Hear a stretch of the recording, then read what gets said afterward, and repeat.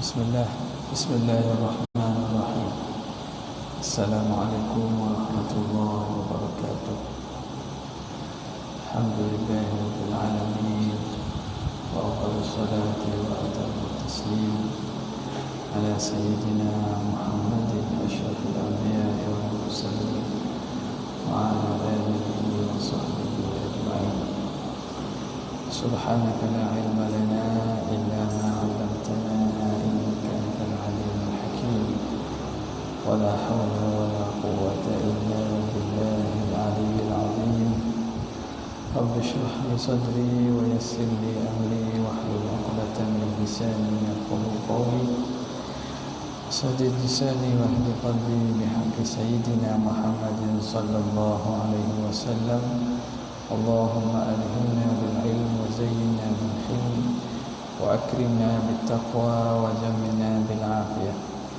Allahumma akhrijna min dhulumatil wahmi wa akrimna bi nuril fahm waftah 'alaina bi ma'rifatil ilmi wa hassin akhlaqana bil hilm waj'alna mimman yastami'una al-qawla fayattabi'una ahsanah. Walhamdulillahi rabbil alamin. Alhamdulillah Subhanahu wa ta'ala yang dengan taufik dan izin daripada Allah memberi kita taufik, nikmat, kesihatan dan kelapangan masa untuk sama-sama kita berada pada hari ini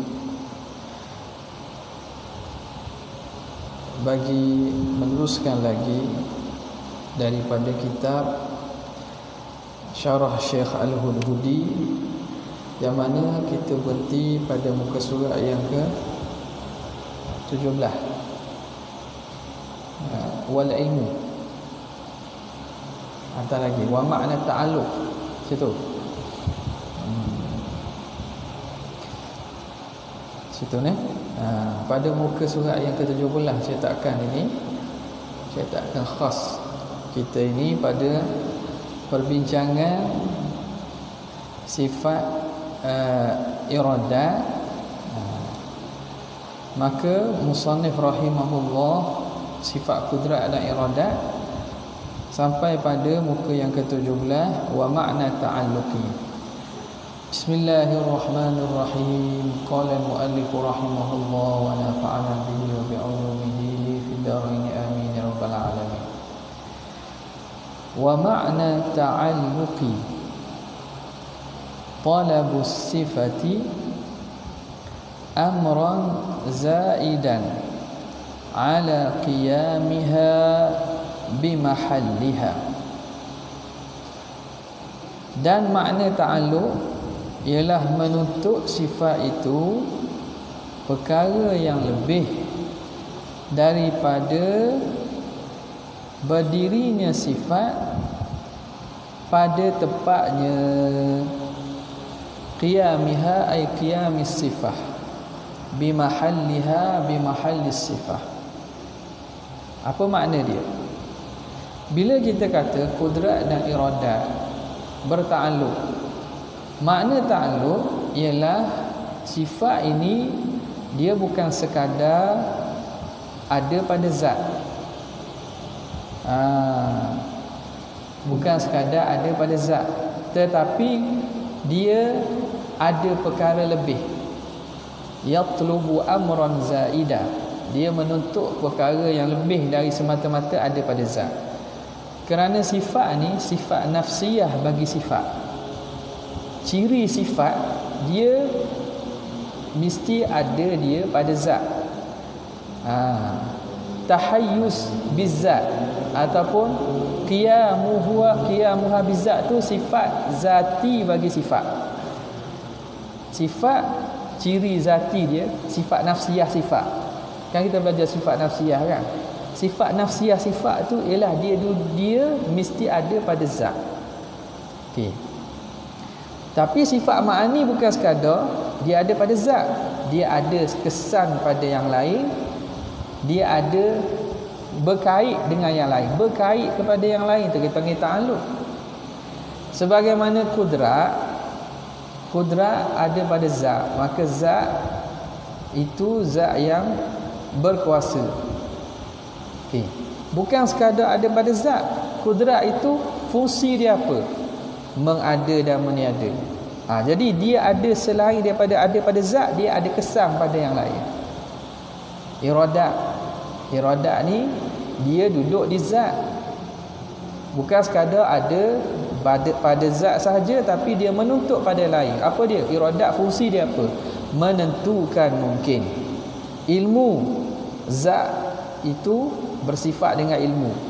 Maka ilmu ada pada zat, bukan sekadar ada pada zat. Dia ilmu menuntut bahawa inkishaf, tahu apa. Lain dengan yang tidak bertakluk.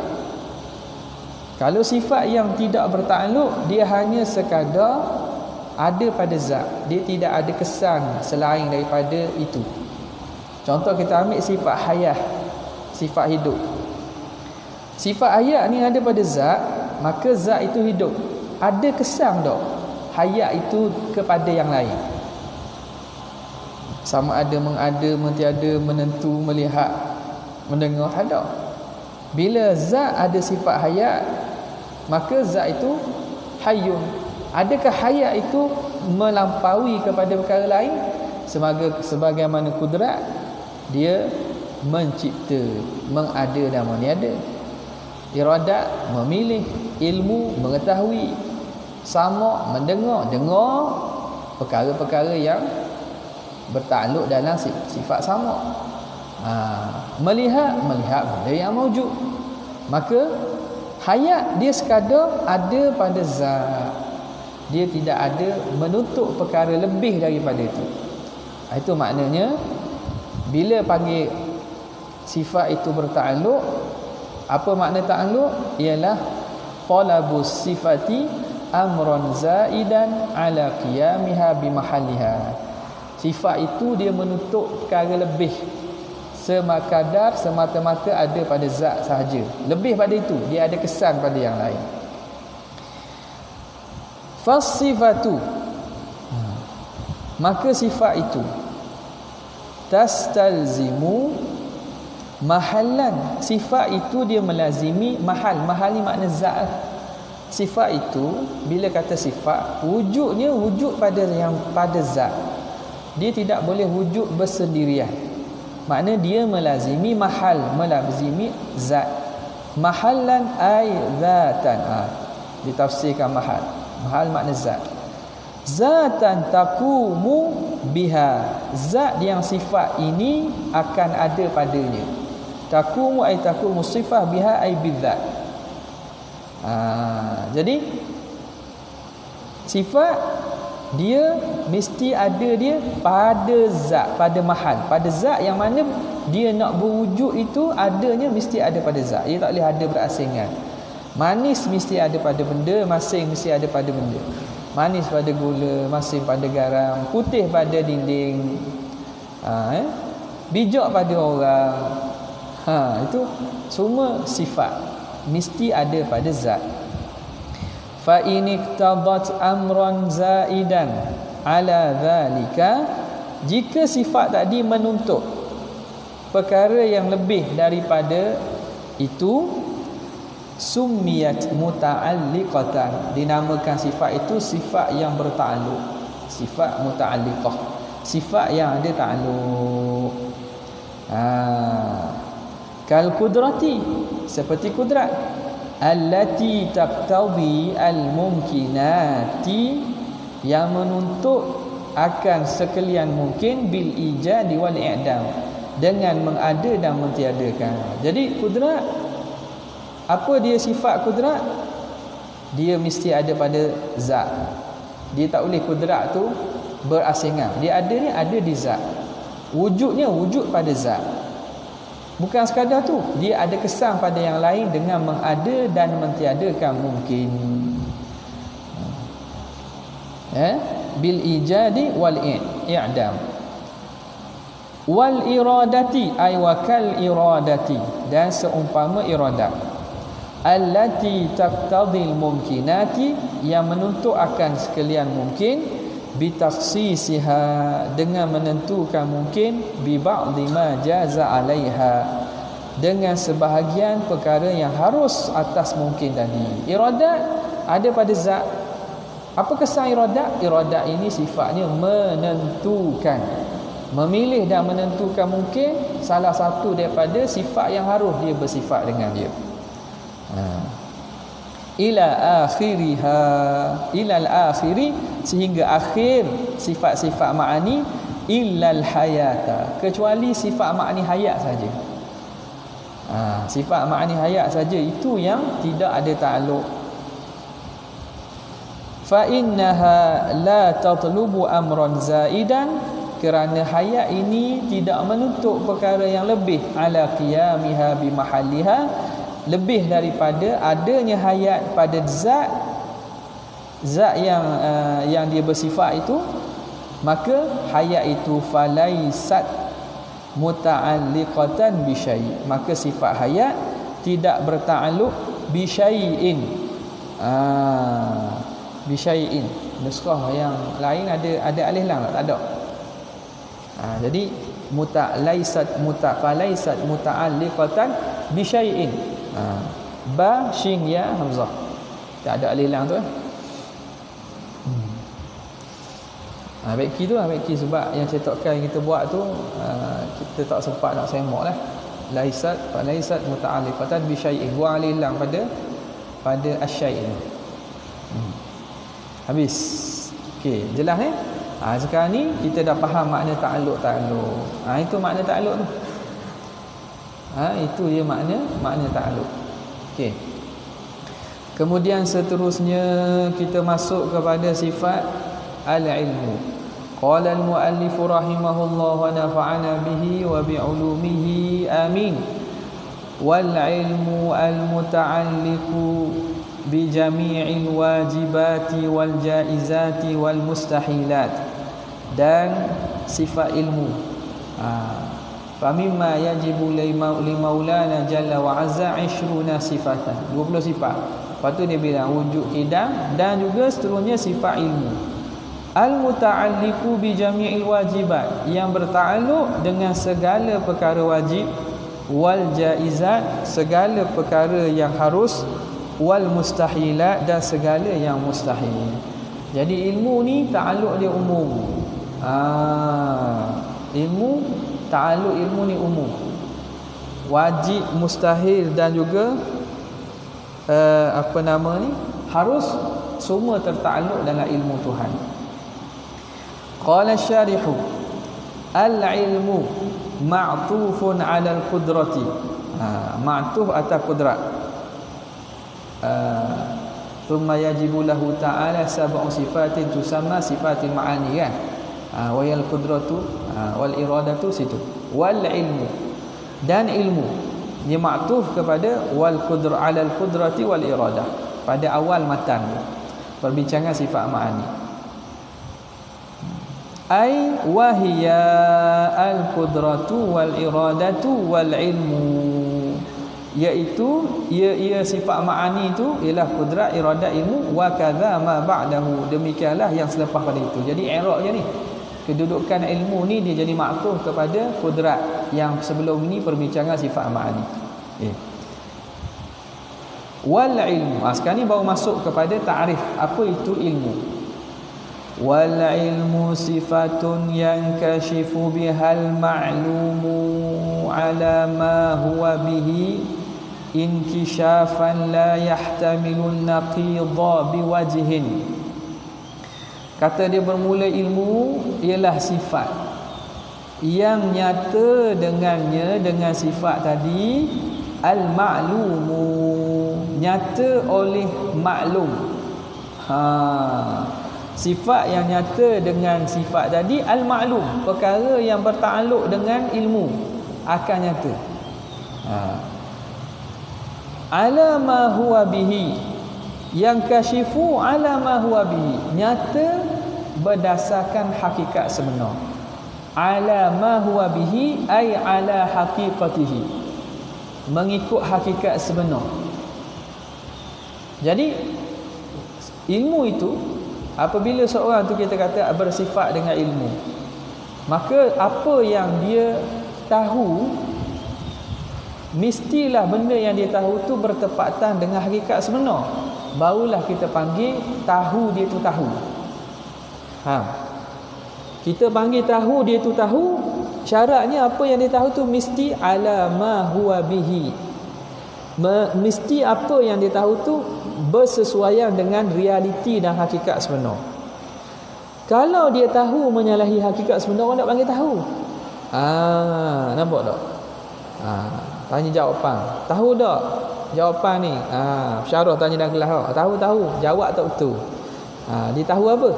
Dia tahu tak? Dia tahu jawab. Dia tahu jawab tu. Baguslah daripada tanya tak jawab. Ni dok tanya, siapa nak tahu jawapan, siapa nak cuba, tak ada seorang cuba. Akhirnya awak keluar soalan, orang hok keluar soalan tu orang tu jawab juga. Tak apa tahu jawab. Tapi adakah dia tahu maklumat itu? Tidak. Kerana ilmu mestilah apa yang maklum itu menepati hakikat sebenar perkara itu. Inkishafan akan sebagai inkishaf, nyata, jelas dan nyata, sebagai nyata yang tidak la yahtamilun naqid, yang tidak terima lawan, biwajhin, dengan apa-apa wajah. Mana tidak terima lawan langsung. Mana kalau tahu sungguh, tahu yang tidak menerima lawan dia, walaupun lawan tu apa-apa wajah, jahil sekalipun. Apa makna? Lawan bagi ilmu apa dia? Jahil kan? Tak tahu, jahil. Tak tahu tu dia ada darjat dia. Jadi orang yang tahu tapi tahunya tak betul-betul yakin, makna tahu dia menerima lawan. Tahu dia boleh ihtimal ada tak tahu. Contoh, kita tak pasti. Kelas esok ni ada ke tak ada? Ada. Syarah sibuk ke apa ke? Jadi ketidakpastian kita, tapi kita beratnya ada. Jadi tahu kita ada kelas itu tak solid. Jadi tahu itu menerima lawan. Ilmu Allah Subhanahu Wa Taala tahu yang tidak terima lawan langsung. Ilmu yang mutlak. Okey. Jadi sifat ilmu ialah sifat yang dengannya nyata segala yang maklum mengikut hakikat sebenar, dengan sebagai nyata yang tidak menerima lawannya langsung. Jelas. Wa makna yang kashifu, dan makna yang kashifu itu sifatun yang kashifu ay yattadhihu. Yattadhih makna jelas, nyata. Fa kharaja, maka keluar dengan perkataan yang kashifu itu az-zannu, zon, keluar dengan itu zon, wasyakku, dan syak, wal wahmu, dan juga waham. Okey. Jadi kalau ikutnya di sini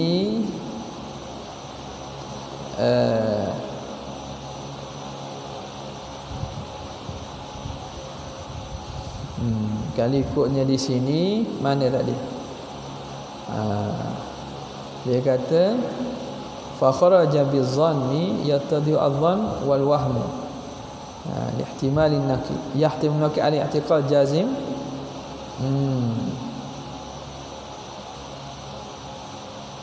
Okey, kita baca dulu. Tengok. Tak apalah, dia kata dia ambil dulu qaid yang pertama. Ilmu ialah sifat yang kashifu bihal ma'lum. Okay, apa makna yang kashifu? Yattadhihu, jelas. Fa kharaja, maka keluar dengan makna dengan perkataan yang kashifu tadi, az-zannu, zan tak termasuk, wasyakku, syak tak termasuk, wal wahmu, waham pun tidak termasuk. Apa syak, apa zan, apa waham? Ini semua dipanggil martabat-martabat idrak,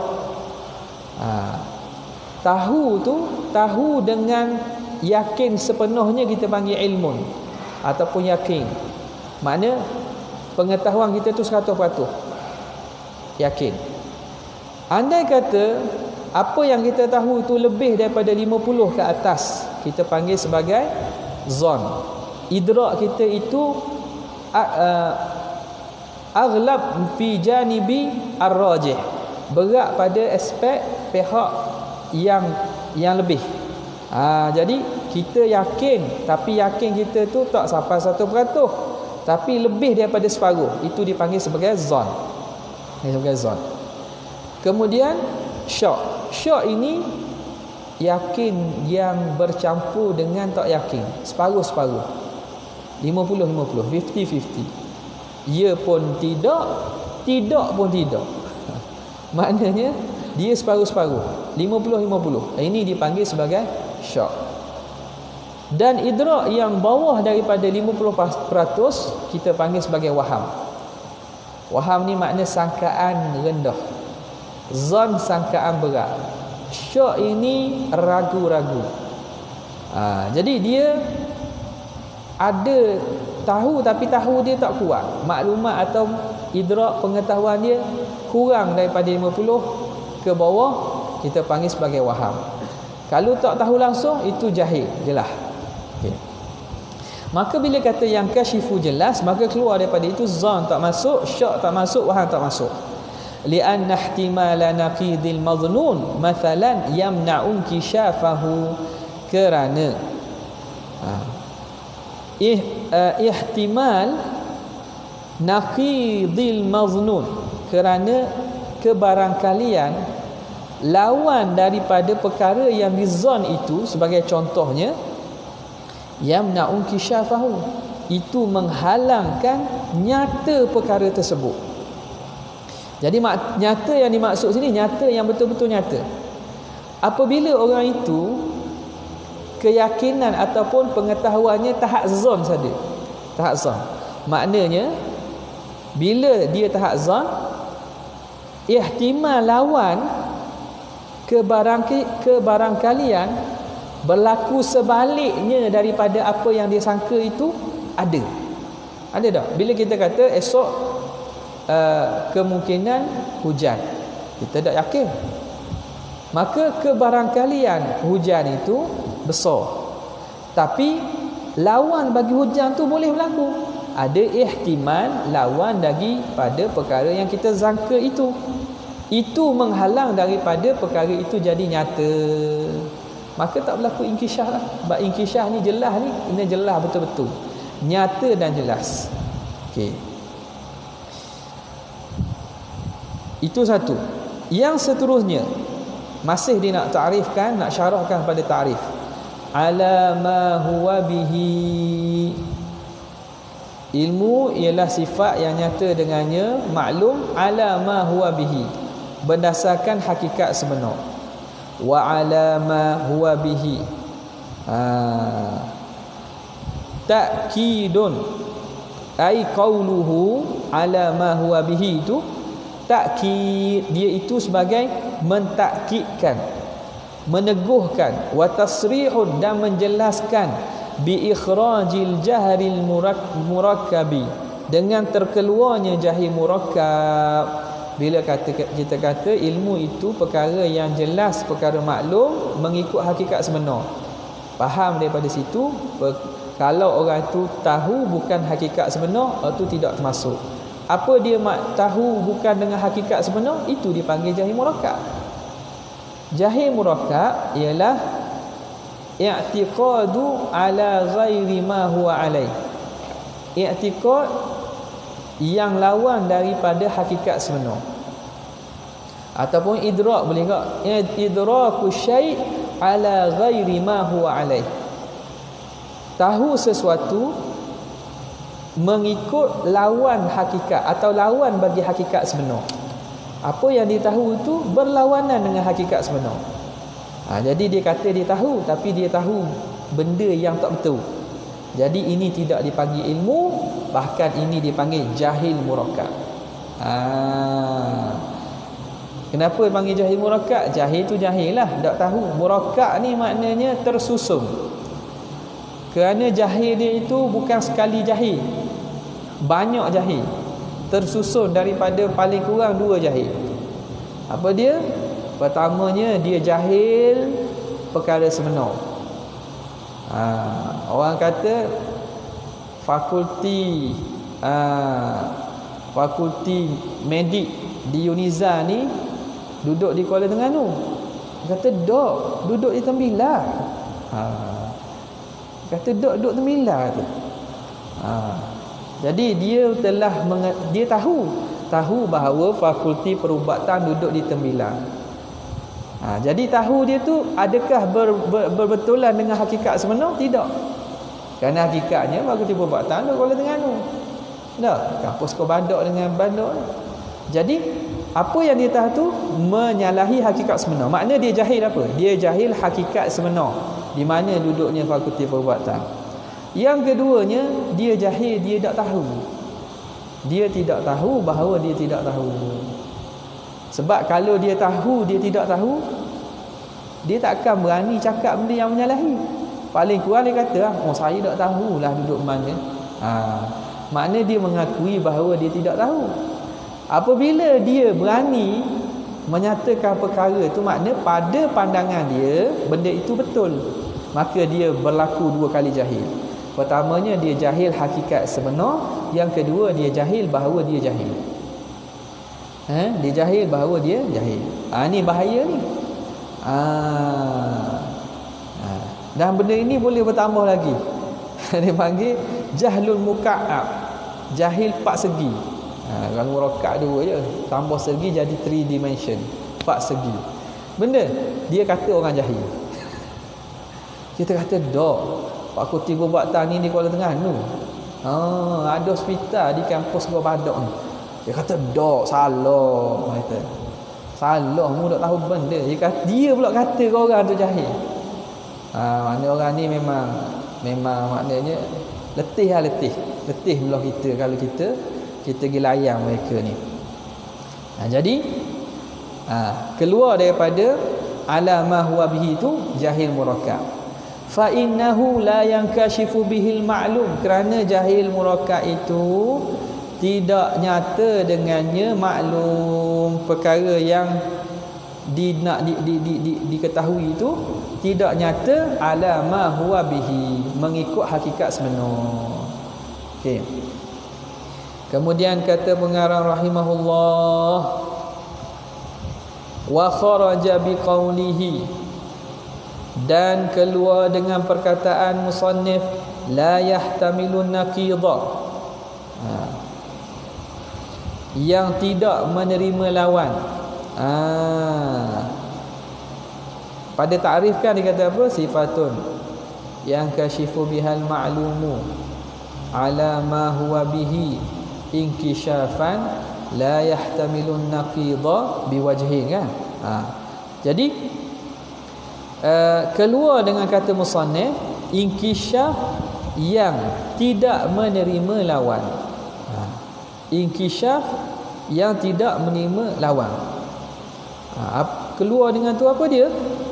Al-i'tiqadu al-jazimu. I'tiqad yang jazim. I'tiqad yang jazim. I'tiqad yang putus. I'tiqad yang putus. Macam mana i'tiqad yang putus itu dikira keluar daripada ilmu juga? Li'annahu yahtamilun naqidha, kerana i'tiqad itu boleh menerima lawan bitashkiki musyakkikin, dengan cara dilakukan syak oleh orang yang buat syak. Tashkiki musyakkikin, dengan syak oleh orang yang melakukan syak. Makna orang yang yakin, terutamanya atas jalan taklid, atas jalan taklid, orang itu yakin dia itu tidak kuat. Yakin dia itu tidak kuat.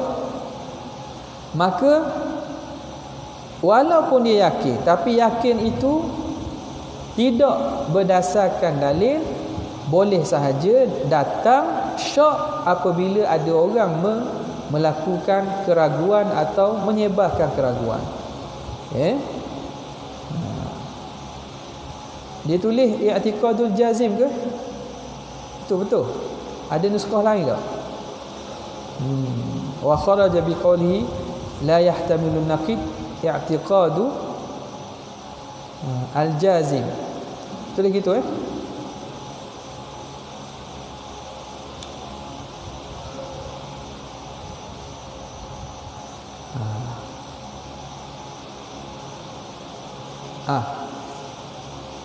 Ada nuskah lain dia tulis mana? Gitu tak? I'tiqadul jazim lil muqallid ni. I'tiqad jazim bagi ahli taklid.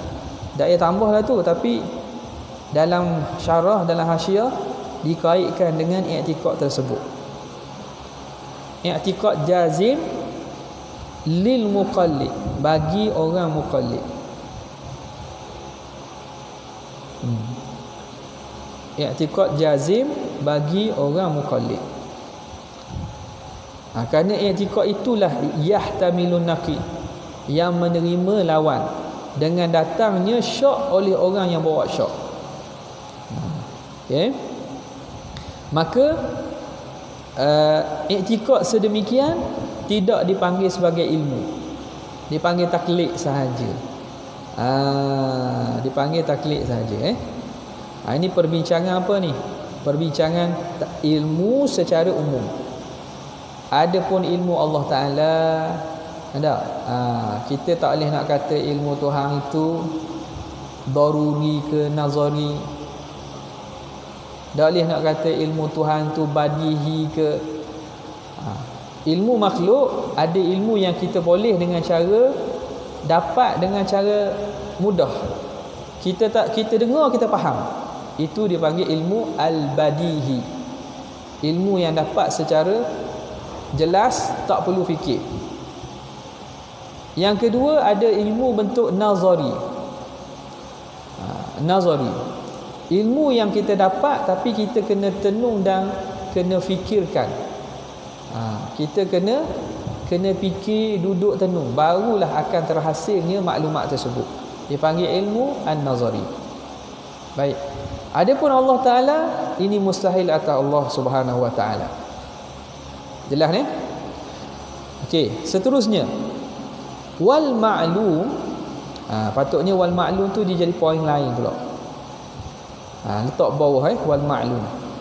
Okey, dia takrif, masih membicarakan takrif ilmu. Ilmu apa dia? Sifatun yang kashifu bihal ma'lum. Apa makna ma'lum? Wal ma'lumu ma min sya'nihi an yu'lama. Maklum ialah perkara yang ma min sya'nihi an yu'lama, sesuatu yang sifatnya boleh diketahui. Benda yang boleh diketahui. Walaupun tarikh ni kalau ikutnya berlaku daur lah. Dalam mantik dia berlaku daur. Maklum ma min sya'nihi an yu'lama. Jadi ada dalam tarikh itu mushtaqat daripada mu'arraf. Jadi dalam mantik memang dia aib dalam ta'rif lah, tapi ala kulli hal ta'rif bil rasmi ni dimaafkan, terutamanya bagi mubtadi'in. Bagi permulaan maka yutasamahu fi. Ulama kadang-kadang bermudah-mudah pada masalah ta'rif ni. Okey. Maka maklum itu apa dia maklum? Ma min sya'nihi an yu'lama, sesuatu yang sifatnya boleh diketahui. Apa dia sesuatu yang boleh diketahui? Wa huwa kullu wajibin wa kullu jaizin wa kullu mustahil. Setiap yang wajib, setiap yang jaiz, setiap yang mustahil. Semua perkara lah. Semua perkara tak lari pada ni. Kalau kita mengikuti media sosial ataupun apa yang dalam dalam FB dan seumpamanya, baru ni ada heboh. Ada orang tu mungkin dia mengaji pasal ni lah. Dia buat soal, dia kata, ada tak benda hak Tuhan tak tahu? Ada tak perkara yang Tuhan tak tahu? Cuba jawab. Ada tak perkara yang Tuhan tak tahu? Pasti bila kita dengar tu, kita tak ada lah kan. Segala benda Tuhan tahu, dia kata ada. Ada apa dia? Dia kata Tuhan tak tahu sekutu baginya. Sekutu bagi dia tu makna Tuhan lain. Tuhan tahu tak ada Tuhan lain? Tuhan tahu tak ada Tuhan lain? Tak boleh jawab ni soalan tu. Tuhan tahu tak ada Tuhan lain? Tahu ada Tuhan lain. Berat. Tukar ayat tu. Ni ada baru masuk ni. SPM jawab kan. Tukar je lah ayat tu. Tuhan tak tahu ada Tuhan lain. Ikut gitulah tak? Sebab tak ada Tuhan lain kan. Tapi salah. Salah apa? Salah penggunaan perkataan. Pertamanya dia kata, adakah di sana perkara yang Tuhan tak tahu? Tak tahu makna jahil. Lawan bagi ilmu. Maka dia menisbahkan jahil bagi Tuhan. Nampak? Jadi orang mengaji sifat 20 tu kena tengok juga. Nak pijak tu kena tengok bawah. Jangan salah pijak. Kita ingat ada tempat pijak, rupanya lokang. Jatuh jatuh. Jadi nak pijak, nak berpijak di mana-mana tu kena itai, kena tilik betul-betul. Mengaji tu molek dah, mengaji sifat 20 Asy'ariyah Maturidiyah. Tapi dia kelajak pula. Tak tahulah. Kita tak tahu niat Tuhan dia tu apa. Tapi orang tak boleh kata gitu. Bila kita kata, dia kata ada benda yang Tuhan tak tahu. Maknanya ada benda yang Tuhan tak tahu. Tukar tak tahu tu apa makna tak tahu? Jahil. Makna kita ni sebuah sifat jahil ke Tuhan tu. Walhal sifat jahil ini sifat kekurangan. Tanazzahallahu ta'ala anha. Yang maha suci Allah daripada sifat kekurangan. Kalau ditanya lagi, dia nak cakap apa? Dia nak cakap benda yang tak berlaku ni tak ada. Mana tidak termasuk, makna tidak bila tak berlaku, maknanya Tuhan tak tahu. Bukan Tuhan tak tahu. Tuhan tahu tak berlaku lah. Tuhan tak tahu ada Tuhan lain. Tuhan tak tahu ada Tuhan lain dengan Tuhan tahu bahawa Tuhan lain tak ada. Sama tak? Tengok natijah, bukan tengok ayat tu. Tuhan tak tahu, Tuhan tidak tahu ada Tuhan lain. Satu. Yang kedua, Tuhan tahu tak ada Tuhan lain. Sama tak? Bukan dari segi ayat, dari segi natijah, reality, ma fil kharij. Sama tak? Sama je. Maknanya bila tu kata, maknanya tak ada Tuhan lain. Tak ada Tuhan lain. Tidak ada Tuhan lain. Hanya Allah Tuhan. Tapi penggunaan ayat pertama, dia guna ayat Tuhan tak tahu. Tuhan tak tahu ada Tuhan lain. Sebab apa? Sebab Tuhan lain tak ada. Tu. Tapi dia guna perkataan tidak tahu. Salah. Yang kedua, Tuhan tahu tak ada Tuhan lain. Apa tak? Hakikat tak ada Tuhan lain juga. Tadi pun tak ada Tuhan lain juga. Tapi dia menggunakan lafaz yang betul, Tuhan tahu. Boleh tak ni? Ke pening kan? Ke pening. Pening kena habis awal apa ni? Faham jadi kita nak bercakap berkaitan dengan Allah Ta'ala ni kena hati-hati. Jangan kerana sebab kita nak tunjuk kita pandai ke apa, kita gunakan perkataan yang tidak sesuai, pada hak Allah Subhanahu Wa Taala. Demikianlah juga pada hak Nabi sallallahu alaihi wasallam sesuai dengan kedudukan Rasulullah sallallahu alaihi wasallam. Okey. Jadi kerana itu para ulama ini tidak sebut Tuhan tak tahu. Dia kata bertakluk dengan segala perkara. Perkara wajib, mustahil dan harus. Perkara wajib, mustahil dan harus. Maklum itu ma min sya'nihi ayyu'lam wa huwa kullu wajibin wa kullu jaizin wa kullu mustahil.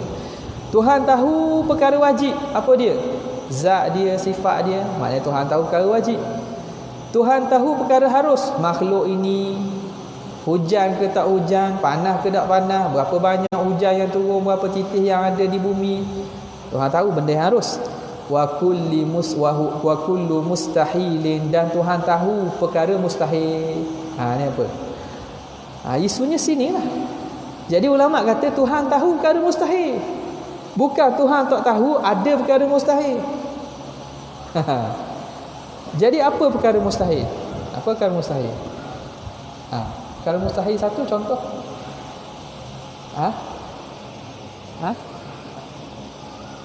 Tuhan lain kan? Tuhan lain. Apa hukum Tuhan lain? Mustahil kan? Perkara mustahil Tuhan lain. Tuhan tahu perkara mustahil, apa maksud? Bukan Tuhan tahu Tuhan lain. Bukan gitu.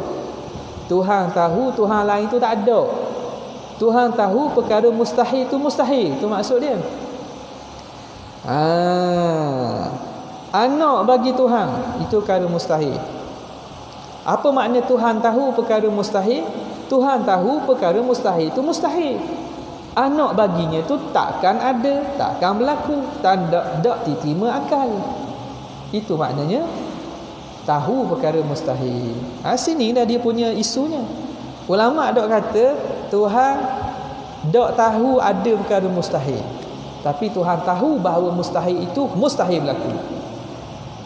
Sebab kalau tidak kita akan mengisbatkan lafaz yang maknanya tidak sesuai dengan Allah Subhanahu Wa Taala.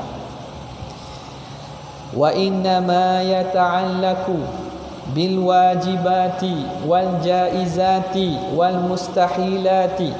Kemudian musannif rahimahullah taala menyatakan bahawa hanya saja sifat ilmu ini bertakluk dengan wajib, harus dan mustahil. Semua sekali dia takluk. Hebat kan? Kenapa dia boleh bertakluk dengan semua perkara-perkara ni? Makna takluk wajib mustahil, makna semua perkara lah. Masuk belaka, hak qadim tak qadim masuk belaka.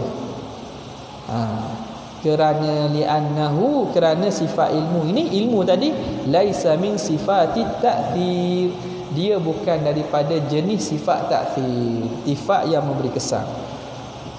Maka tak ada masalah bertakluk dengan apa, kerana dia bukan jenis sifat yang memberi kesan. Kalau sifat yang memberi kesan, dia pasti akan menyebabkan terkesan. Jadi benda yang boleh menerima kesan ni, menerima kesan ni menerima berubah. Benda mungkinat dan jaizat sahaja. Benda wajib dan benda mustahil tak terima kesan. Kalau terima kesan maka berubah hakikat. Yang boleh terima kesan berubah daripada satu pada keadaan lain itu ialah perkara mungkinat dan jaizat saja. Kudrat, iradat dia bertakluk dengan mungkinat saja. Adapun ilmu dia bertakluk dengan semua sekali, kerana dia bukan jenis sifat bentuk sifat taksir.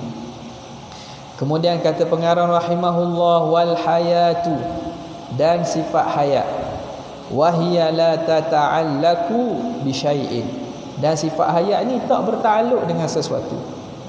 Okey. Sifat hayat tak ada takluk betul? Dah Allah Taala menghidupkan dengan apa? Allah Taala menghidupkan.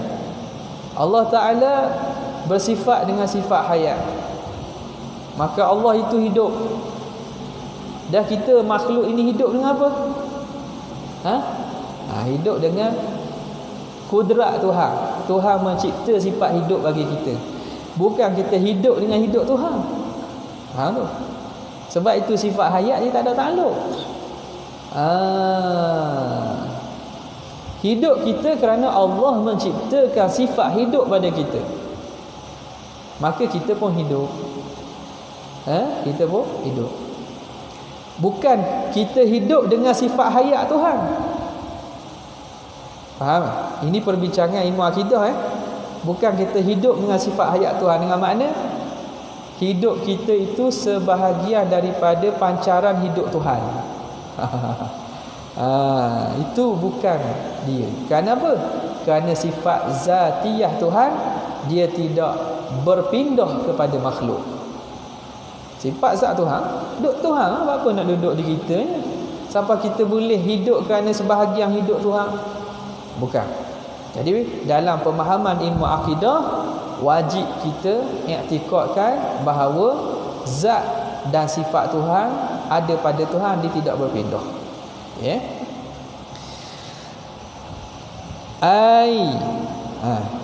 Apa kata syarih? Li'annaha la tatlubu amran zaidan. Ini tafsir bagi la tata'allaqu bi syai'. Hayat ini tidak bertakluk dengan sesuatu. Kenapa? Li'annaha la tatlubu amran zaidan ala qiyamiha bi mahalliha. Kerana sifat hayat tidak menuntut perkara lebih daripada beradanya sifat pada zat. Hayat ini dia hanya ada pada zat, maka zat itu hidup. Ada kesan pada yang lain? Tak ada. Maka sifat hayat dipanggil sifat yang tak ada takluk. Faham? Bal hiya sifatun, bahkan hayat ini sifatun tusahhihu liman qamat bihi al-idraku. Tusahhihu gini. Ia sifatun. Sifat hayat ialah sifat. Tusahhihu, yang mensahihkan. Liman qamat bihi al-idraka. Idraka tu dia jadi maf'ul kepada tusahhihu. Hayat ialah sifat yang mensahihkan. Mensahihkan bagi siapa? Liman qamat bihi, bagi zat yang bersifat, yang mana sifat hayat itu ada padanya bihi bizat. Biman lah. Liman qamat as-sifatu bihi ay biman. Sifat hayat ini dia menyebabkan zat yang bersifat dengan sifat hayat ini boleh tusahihu al-idrak, boleh bersifat dengan sifat idrak. Bila ada hayat, maka boleh dia ada sifat idrak-idrak yang lain. Boleh apa lagi? Boleh tahu, boleh dengar, boleh lihat. Okey. Apa makna? Tusahihu liman qamat bihi al-idrak. Tusahihu al-idrak. Al-idraka tu jadi maf'ul. Mensahihkan bersifat idrak bagi zat yang bersifat dengan hayat. Apa makna idrak itu? Tathbutu, bahawa sabit, an yakuna aliman,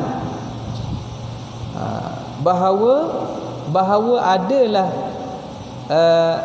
man tadi yang bersifat dengan sifat tadi. Sekejap ni. Dia kata tusahihu. Tasbutu.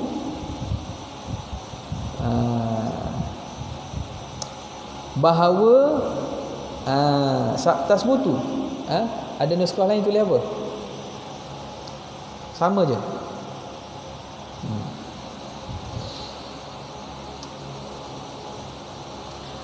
Tusahihu, tengok dalam hasyiah dia sikit. Dia kata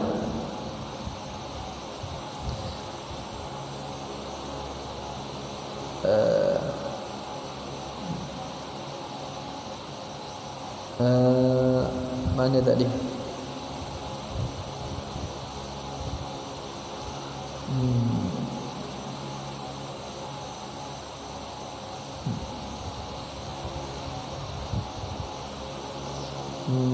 Tengok dia kata tak ada bincang.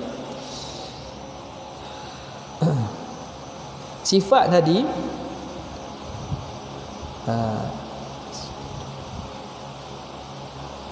sifat itu sabit ataupun tusahihu ai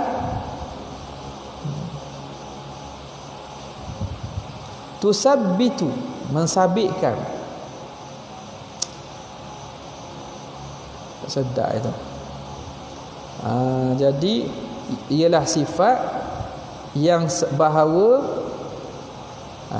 liman qamat bihi al-idrak. Sifat tusahihu liman qamat bihi al-idraku, yang mensahihkan bagi zat yang bersifat dengan sifat hayat ini. Bila ada sifat hayat, maka dia bersifat dengan sifat idrak, iaitu hayat ini mensabitkan,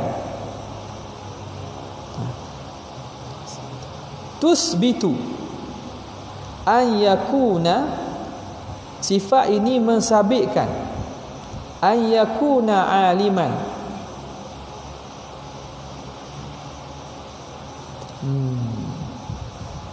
siapa tanda tu? Ana tanda ke mana dulu? Dan topik ke mana tu? Tasbutu tak? Tusbitu. Asbata yusbitu. Yalah. Tasbutu lahu, sabit baginya. Kalau mensabitkan kena baca tusbitu lah. Tusbitu tak, ni baca dah dulu. Tapi dia apa ni, kita dah ingat.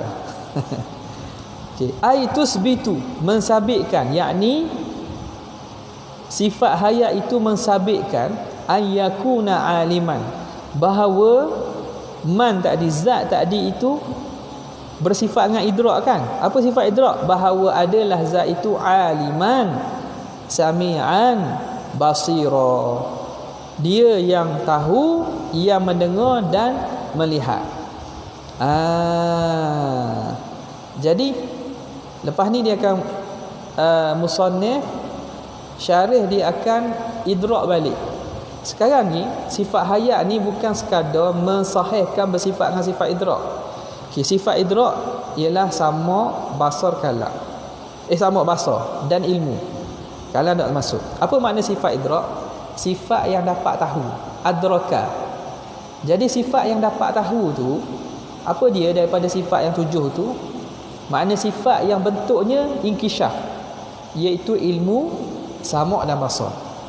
Jadi sekarang ni dia kata ada hayat, maka hayat ini dia menjadi syarat bahawa boleh zat itu bersifat dengan sifat idrak.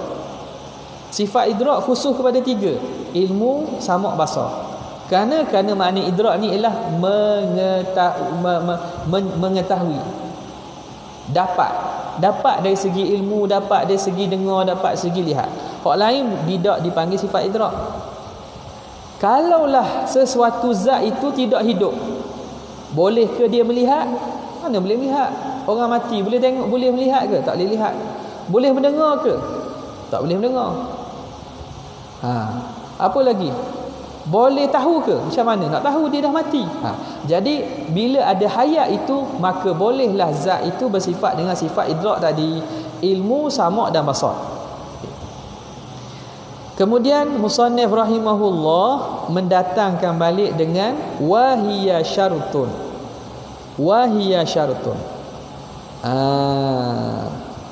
Seakan-akan itu idrak ni makna bukan sekadar 3 itu, bahkan bal hiya syartun, bahkan sifat hayat ini syarat fil jami' pada sekalian sifat-sifat makni lain. Bukan sekadar sifat idrak saja, bahkan dia juga menjadi syarat kepada sifat-sifat yang lain. Okey. Maka dia panggil idrab intiqali lah. Seakan kal idrab al-intiqali. Bal hiya syartun. Cuba kita tengok. Qudrat, iradat, ilmu. Sama' basar kalam. 6 selain daripada sifat ayat itu 6 sifat ma'ani. Kalau hayat tak ada pada zat, ada tak 6 ni? Kalau satu zat itu tidak hidup, ada kudrat tak? Ada. Kalau zat itu tak hidup, ada iradat tak? Ada keinginan tak? Tak ada keinginan. Ada pengetahuan. Ada apa lagi? Boleh berkalam tak? Tak boleh. Sebab itu dia kata wahiya syartun fil jami'. Maka hayat ini dia itu seakan-akan syarat bagi sekalian sifat-sifat ma'ani. Yalzamu min adamiha adamu jami'i sifatil ma'ani. Lazim daripada ketiadaan hayat tiada sekalian sifat-sifat ma'ani lain. Kalau zat itu mati, tak usah cakap lah dia berkuasa, berkehendak, memang tak ada. Jadi seakan-akan hayat itu syarat kepada sifat-sifat ma'ani lain. Syarat ini syartun akli saja. Apa nama ni? Syarat dengan maksud apa? Dengan maksud yalzamu min adamihil adam. Lazim daripada tak ada satu lagi. Bukan dengan maksud syarat wa huwa muqaddamun ala al-masyru', bukan makna tu. Sebab syarat pada istilah ahli usul, syarat tu ma yalzamu min adamihil adam wala yalzamu min wujudihil wujud wa huwa muqaddamun 'ala al-masyru'. Syarat ialah bila tak ada syarat tak ada masyru'. Tapi bila ada syarat tak mesti ada masyru'. Dan syarat ini mendahului bagi masyru'. Ambil contoh mudah. Apa dia? Syarat sah sembahyang apa dia? Wuduk. Bila tak ada wuduk, sembahyang sah tak? Tak sah sembahyang. Lazim daripada tidak ada syarat, iaitu wuduk, tidak ada sembahyang, iaitu sembahyang tidak sah. Tetapi tidak mesti ada syarat, ada masyru'. Ada wuduk, mesti ada sembahyang tak? Tak mesti. Kerana tak masuk aku lagi. Ada hari sembahyang, adakah kita mesti sembahyang? Tak mesti. Boleh jadi kita sembahyang untuk baca Quran, tapi bila tak ada syarat, tak ada wuduk, confirm sembahyang tak ada. Sembahyang tidak sah. Kecuali ketika darurat, tayammum semua sekali lah. Dan wuduk ini dia mendahului bagi sembahyang. Wuduk ini dia mendahului sembahyang. Kita ambil wuduk dulu baru kita sembahyang kan? Boleh tengah-tengah sembahyang kita ambil wuduk. Sah tak? Memang tak sah lah. Sebab memerlukan perbuatan. Jadi syarat yang dimaksudkan sini ialah dari segi talazum, bahawa adanya hayat dan perkara sifat ma'ani lain dikaitkan dengan adanya hayat. Adanya sifat-sifat ma'ani lain berlazimkan bahawa bersifat dengan hayat. Bila Allah Ta'ala maha berkuasa, maha berkehendak, maha mendengar, makna mesti Allah Ta'ala tu bersifat dengan sifat hidup. Kerana yang tidak hidup tak akan berkuasa, berkeinginan, mendengar dan melihat. Okay. Sebab itu dia kata wahiya syartun fil jami' yalzamu min adamiha adamu jami'i sifatil ma'ani wala yalzamu min wujudiha wujudun wala adamun. Tetapi tidak lazim daripada adanya, tidak lazim oleh wujud. La yalzamu min wujudiha wujudun. Wujud jadi fa'il kepada yalzamu. Kalau syarat ada, mesti ada masyru' tak? Tak mesti. Bila ada wuduk, mesti ada semayang? Tak mesti ada semayang. Sebab waktu dah masuk lagi. Wala adamun. Dan tidak mesti tak ada. Jadi dia hanya mesti pada pihak tak ada je. Maknanya makan sebelah. Sebab dia makan dua belah. Makan dua belah maksud apa? Kalau tak ada sebab, tak ada musabab. Ada sebab, ada musabab. Tapi syarat dia makan belah tak ada je. Faham makan? Bukan makan ni. Makan tu maknanya dia mengambil kelaziman daripada aspek tidak ada. Adapun sebab, kan kita belajar dalam usul fiqh kan, sebab, syarat, mani'. Sebab, syarat, mani'. Sebab ini kalau sebab ada mesti ada musabab. Kalau musabab ada mesti ada sebab. Tetapi contohlah, ambil contoh senang. Masuk waktu zuhur, gelincir matahari. Gelincir matahari sebab kepada wajib sembahyang zuhur. Bila gelincir matahari maka ada kewajipan sembahyang zuhur. Bila ada kewajipan sembahyang zuhur, makna confirm matahari telah gelincir. Faham? Jadi dia pada dua-dua belah pihak. Kalau tak ada gelincir matahari, tak ada wajib sembahyang zuhur lagi. Faham? Dia sebelah ada dan sebelah tak ada. Ada pun syarat, dia hanya lazim pada sepihak je. Bila tak ada, confirm tak ada. Tapi bila ada, tak semestinya yang sana ada, tak mesti tak ada. Wala yalzamu min wujudiha wujudun wala adamu.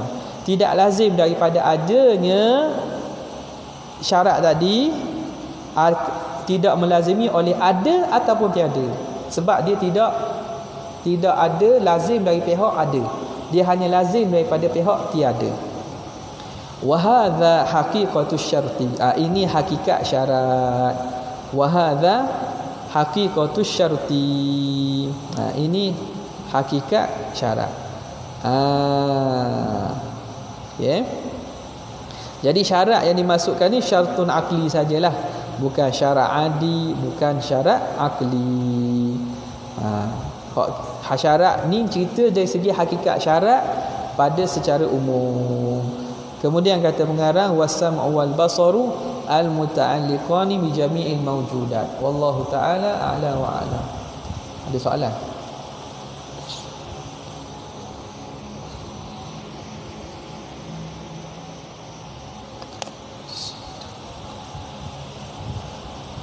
Ada nak tanya?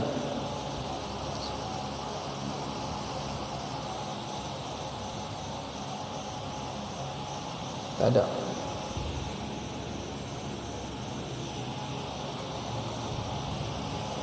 Dekat sikit.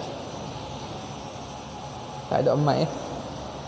Kalau ada mic tu boleh ambil mic .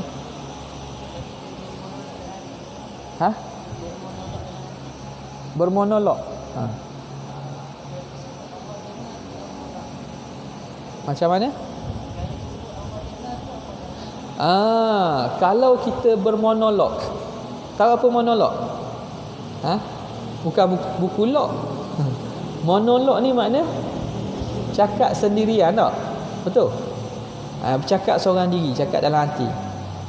Makna benda yang kita cakap dalam hati tu Allah dengar ke Allah tahu? Menarik soalan tu. Siapa nak cuba jawab? Siapa yang biasa bermonolog dalam hati? Apa dia? Pertamanya, Allah tahu pasti. Allah tahu tu pasti. Sebab apa? Sebab sifat ilmu Tuhan bertakluk dengan segala perkara, wajib, mustahil, haram, yang ada ataupun yang tidak ada. Sama ada perkara itu maujudat, ma'dumat, amrun i'tibari, ahwal ke, semua bertakluk dengan ilmu Tuhan. Maka Tuhan tahu tu memang pasti. Cumanya Tuhan dengar ke tidak?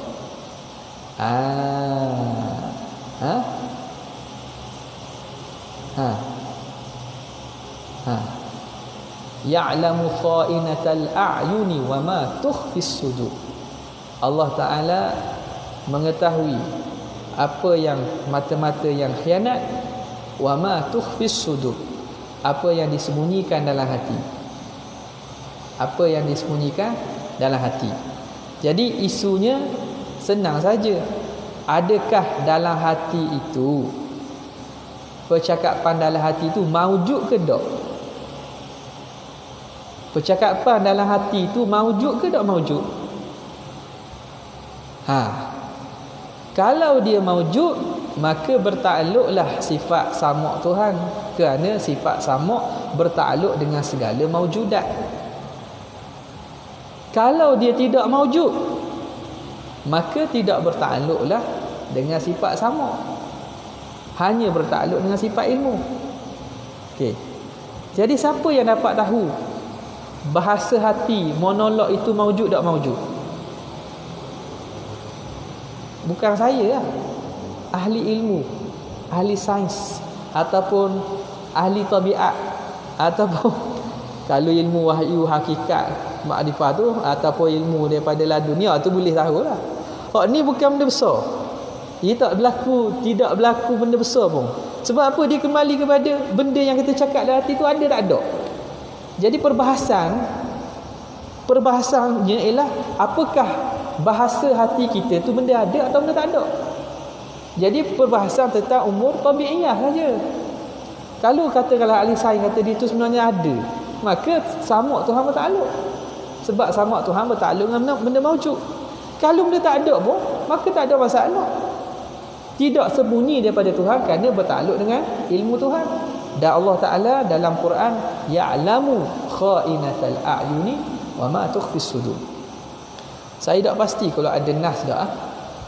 Tak teringat tak mari aku ada yasma'u ma fi ma yakunu min najwa salasati. Mungkin ada lah. Kalau ada nas, saya tak mari. Kalau ada, mungkin ada kot. Yang mana Allah mendengar suara hati kan. Kita biasa guna Allah mendengar suara hati. Allah mendengar suara hati. Itu boleh berlaku majaz lagi lah. Tapi nak tahu benda tu bertakluk kena tanya. Suara hati tu ada ke tak ada? Adakah dia termasuk daripada maujudat ataupun bukan maujudat? Nampak? Jadi beratnya lah. Ni pun kalau boleh diperbincangkan lagi lah. Berat daripada mafhum nas syarak bahawa suara hati itu juga Tuhan dengar. Dan dalam kalam-kalam para ulama pun dan percakapan kita pun kita sebut Allah mendengar hati seseorang kan. Maknanya lintasan hati itu, lintasan dalam hati itu benda yang ada. Faham tak? Lintasan hati itu benda yang ada walaupun kecil. Maka bila ada khatir, maka benda itu tertakluk dalam sama' Tuhan. Bukan sama' saja, bahasa Tuhan. Faham? Maknanya bukan Tuhan dengar saja, Tuhan nampak lagi. Apatah lagi Tuhan Maha tahu. Jadi pada nampak tu macam mana perbahasan itu dia berkait dengan hakikat suara hati ada atau tidak. Maka kalau kita tahu waktu senang nak jawab. Tapi daripada kefahaman dan nas-nas syarak, dia benda lintasan hati ni benda ada lah. Sebab tu mari litah. Maka bila mari litah, maka benda itu ada. Ada, bila ada maka Allah mendengar dan Allah melihatnya. Faham? Jadi kita katakan Allah mendengar dan melihat suara hati orang itu. Bukan sekadar Allah Ta'ala tahu. Awak. Okay. Wallahu ta'ala a'la wa a'lam. Sekadar saja. Wabillahi taufiq hidayah. Assalamualaikum warahmatullahi wabarakatuh.